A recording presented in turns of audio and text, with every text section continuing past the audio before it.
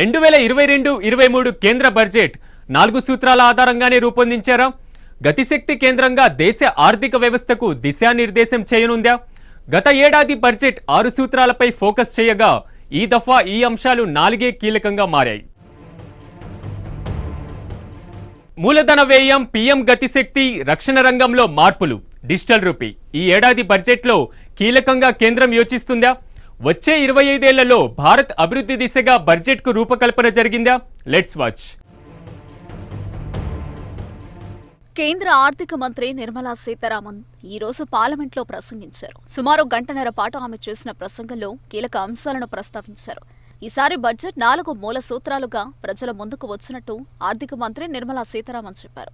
1 ప్రధాని గతిశక్తి యోజన, 2 సమీకృత అభివృద్ధి, 3 అభివృద్ధి ఆధారిత పెట్టుబడులు, 4 పరిశ్రమలకు ఆర్థిక ఊతం అనేవి ఈ బడ్జెట్లో ప్రధాన సూత్రంగా ఉన్నాయి.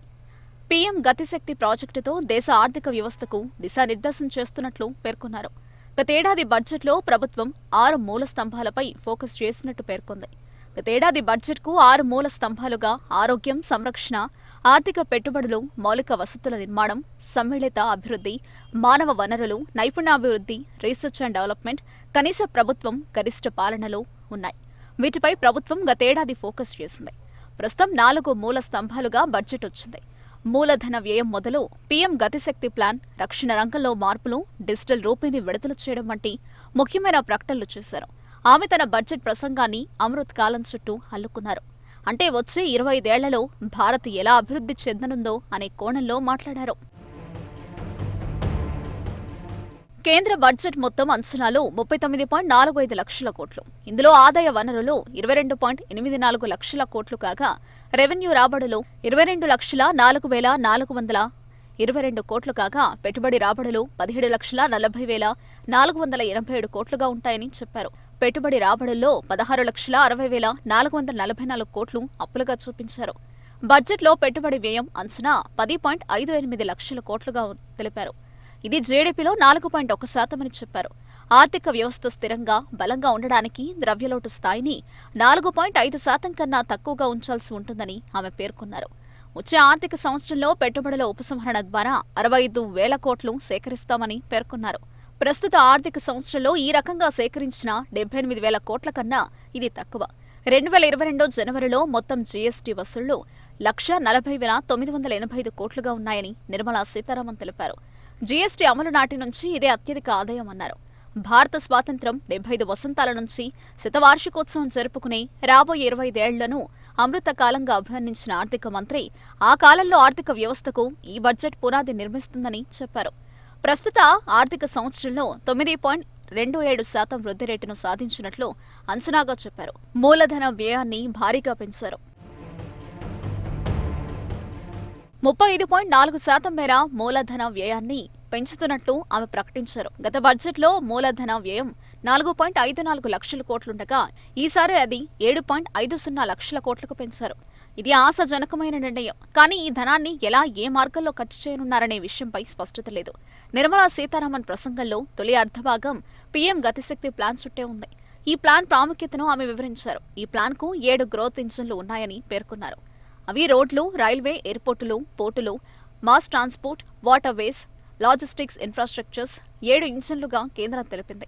జాతీయ రహదారి నెట్వర్క్ను పీఎం గతిశక్తి ప్లాన్ కింద మరో 25,000 కిలోమీటర్లు పెంచనున్నట్టు కేంద్ర మంత్రి వెల్లడించారు. ఎంఎస్ఎంఈల కోసం ప్రకటించిన ఈసీఎల్జీఎస్ పై కేంద్ర మంత్రి మాట్లాడారు. ఈ స్కీమ్ను వచ్చే ఏడాది మార్చి వరకు పొడిగించారు.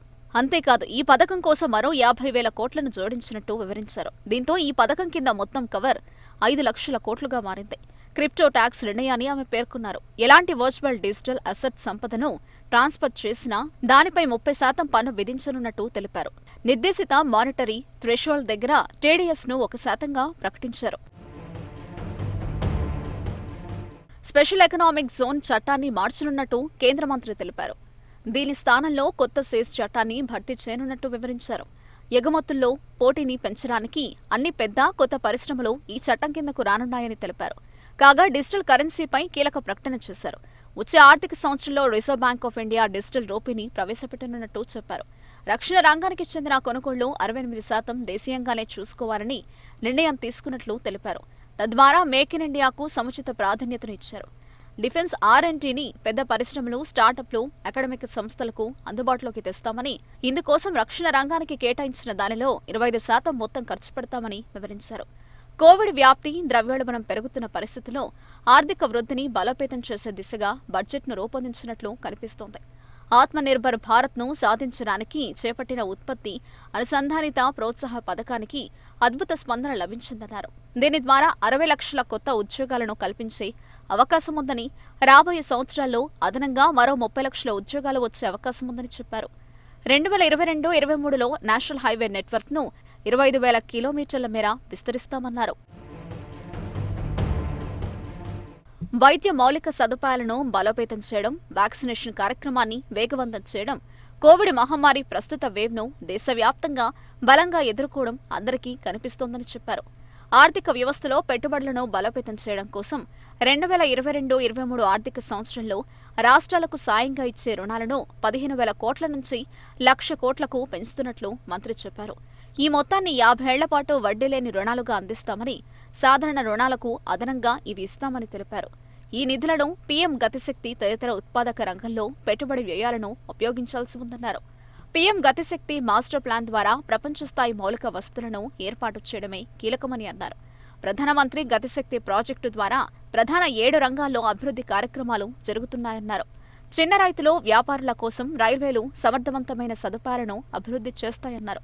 స్థానిక ఉత్పత్తుల సప్లై చైన్కు సాయం చేయడానికి ఒక స్టేషన్, ఒక ఉత్పత్తి కార్యక్రమాన్ని ప్రారంభిస్తామన్నారు.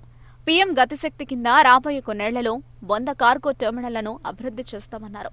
పీఎం గతిశక్తి కింద రాష్ట్రాల మధ్య మల్టీమోడల్ అనుసంధానానికి 7 చోదకాలు ఉంటాయని చెప్పారు. కరోనా వేళ కేంద్ర బడ్జెట్ 4 సూత్రాలే ప్రామాణికంగా రూపొందించింది. అయితే ఈ ఏడాది బడ్జెట్ 4 మూల స్తంభాలపైనే ఆధారపడింది. మరి ఇది ఏ మేరకు సక్సెస్ అవుతుందన్నదే కీలకంగా మారింది.